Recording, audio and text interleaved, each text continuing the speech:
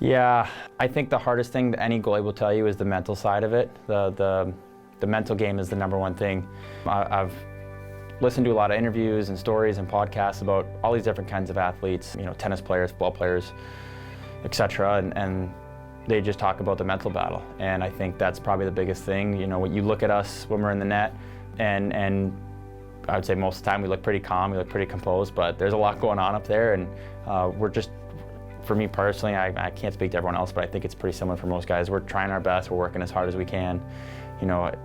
If it doesn't go our way and we give up a bad goal or whatever it may be, we're just as frustrated as the fans are. So, I think that's something that's pretty interesting. I watch a lot of other sports. Okay, you watch a soccer team play or whatever, see someone make a mistake. It's well, he didn't mean to. He was trying his best, and I think that's something that's kind of funny sometimes to think about, because hey, there's probably fans that are doing that to me when I make a mistake, and I'm like, hey guys, I'm just trying my best out here. I want them to stop it too. So that's something that people probably don't think of when we're in there. But I would say it's probably a lot of the same in terms of mentality. Yeah, a couple of different things, obviously mental health is a big topic, and I think it has been buried in the past, and it's coming more to life, and there's more people speaking out, more people going to therapy, talking about what's going on in their life. I think one really helpful thing is for me to go to the barn and be with my horses, or be with my horse, and just to put that aside, also talk to somebody.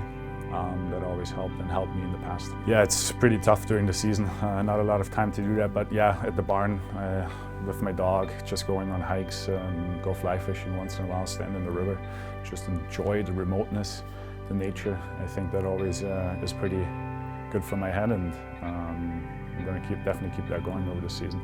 I think it's something that's super important. It's something that I've focused on a lot as I've gotten deeper into my professional career. I think the coolest thing about it is it's such an openly discussed topic now. It used to be kind of taboo, and now it's much more out in the forefront. And I think it's really important, because that is the number one thing, right?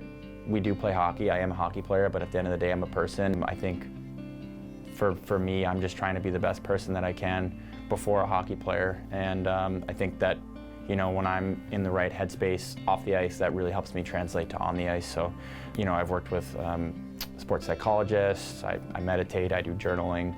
There's lots of, I read books on, mental health and stories of other athletes, etc. So I think that's something that's really important, and a lot of younger athletes and people can lean into. And I think as you get older, you understand how beneficial it is more. I think it's one of the fascinating things is when you're in the NHL arena and there's 20,000 people and the place is going nuts and there's bright lights flashing and loud music. An hour later, I'm just sitting on my couch, and yeah, it's just silent, and there's a Netflix show on, and it's just so there's the opposites are pretty crazy sometimes. So it definitely takes some time to wind down after games. Why do you think mental health can be a touchy topic in the hockey world? That's a good question. I think that's a really layered topic. I think for so long, even just men, let alone hockey, I think it's just been you always got to act tough and act like nothing's wrong and act like you're okay. And I think there is a time for that, so there's a time when it's hey, I got to be tough here, but there's also a time to recognize, hey, this is how I'm feeling, and understanding that it's okay to be open about it and talk about it. And so you don't have to broadcast to the whole world if you don't want to, but it can be a friend, it can be a family member, teammate, whoever it may be, therapist, and just talking about it can really help you benefit in a lot of different ways. And I think for a long time there was